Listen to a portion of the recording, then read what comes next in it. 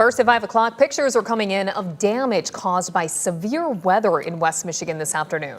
These are photos of the Lakewood Early Childhood Center in Woodland, north of Hastings. Winds of at least 60 miles an hour ripped off the roof while the children were inside. As far as we know, no one is hurt. Good afternoon, everyone. I'm Juliette Dragus. And I'm Melina Holland. The winds caused scattered damage in communities all across West Michigan. We will go live to our crew in just a moment. But first, we want to go right to meteorologist Blake Hansen, who has the very latest. Those storms came through over the course of really only about 2 hours, Juliette and Elena. These were quick moving storms through West Michigan. Here's the thing, our severe weather threat for today has come to an end, but we still need to be weather aware because we have another potential chance of stronger storms come tomorrow. That's why we still have another 13 weather impact alert tomorrow across West Michigan for the chance of severe weather, including damaging wind and large hail. The highest risk tomorrow will be south and east of Grand Rapids in a similar spot that dealt with the severe weather earlier this afternoon. So we want to stay weather aware. Back to what's going on now here at this 5 o'clock hour.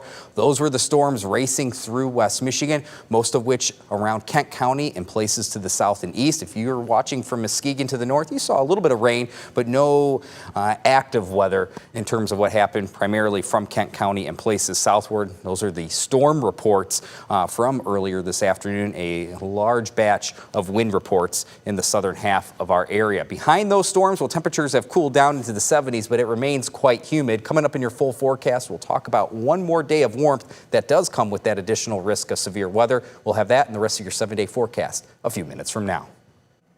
Within minutes of the storm blowing ashore, people across West Michigan started losing power. Let's take a live look now at the Consumers Energy outage map. Right now, more than 69,000 customers are without electricity. Consumers Energy says they do have 200 crews working to restore power and an additional 100 on standby if needed.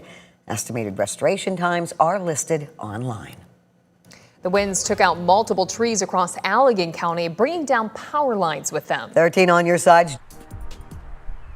Township near Fenville, assessing the damage. He joins us now with what's happening there. Jordan. Julia, Elena, as you can see behind me, there is a downed power line there. You can see it hanging pretty close to the ground there. We would get closer, but it's unclear if this power line is completely off, and we don't want to get any closer just in case there is any arcing going on there. But yeah, a tree came down, knocked off or took down that power line, which also broke off parts of the power poles just a little ways off the road there. So these neighbors here just living off of Monroe are currently without power in what one neighbor calls now normal Michigan weather. When we got out here around 3:45 p.m., Clyde Township Fire was still rolling out the yellow tape to close this section of road. The strong winds snapped the upper part of this tree, taking multiple power lines down with it. Consumers Energy was on scene when we arrived, shortly after we arrived.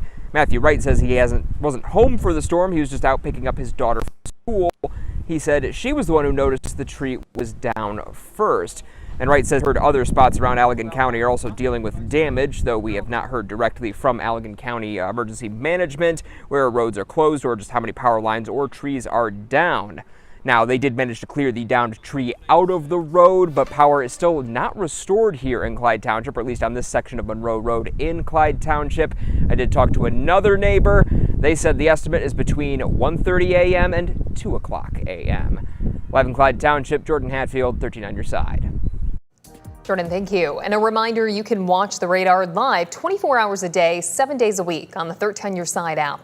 Just scan the QR code on your screen to download the mobile app for your iPhone or Android device.